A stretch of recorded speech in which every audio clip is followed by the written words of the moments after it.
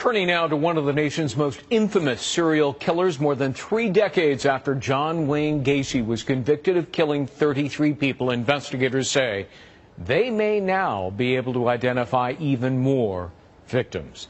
A sheriff's deputy discovered a vial of his blood, and then it was entered into the FBI's DNA database. So how likely is it now that police will be able to reopen some of the cold cases linked to Gacy, and could it apply to some other cold cases? Let's bring in forensic pathologist, Fox News contributor, Dr. Michael Bodden, and Mary Ellen O'Toole. She's a former FBI profiler, author of Dangerous Instincts.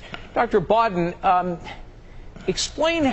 See, I automatically assumed that a serial killer's DNA would be in the DNA database, and it wasn't? Yeah, the DNA database, which is federally governed by the FBI and contains millions of inputs, each state sets its own standards on what to submit to the database, to CODIS. It's called CODIS. And at the time that Gacy was killing people in 1978 was before DNA was found, which is back in 1979 and 1989, 10 years later, so that nothing was put in the database at that time. Now, putting it in the database now may be able to connect him to other murders that had been reported and were unsolved. It's not likely to identify some of the identified dead that have already been found in his house. Yeah. Mary Ellen, a lot of people always thought he was responsible for many more murders than those attributed to him. What say you? I would definitely agree with that. And the reason I say that is, having interviewed a number of these serial killers and worked on hundreds of serial murder cases, we know there's a period of time before they get into kind of the groove, for lack of a better term. There are murders where they're practicing.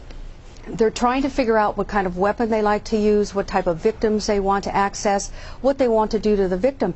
And those murders precede the actual series.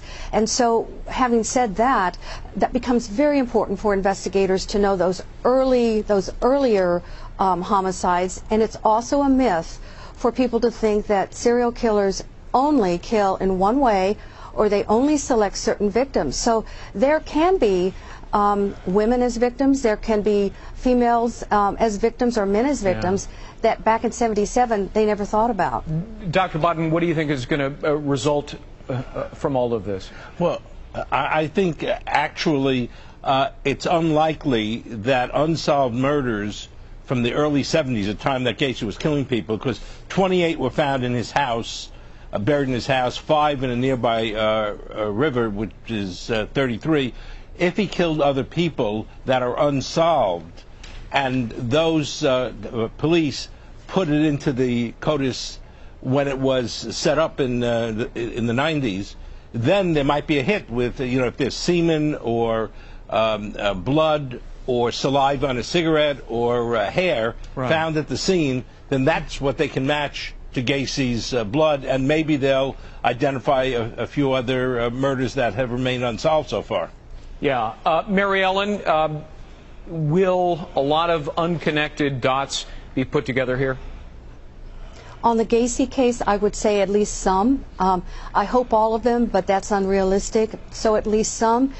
And I think this whole strategy will hopefully be used in other serial murder cases, because we know when you're talking to these people, you're doing the investigation, they don't tell us everything. They simply don't. And they take it to their grave. Mary Ellen O'Toole, Dr. Michael Bodden, as always, thank you very much. Thank you, Greg. You're welcome.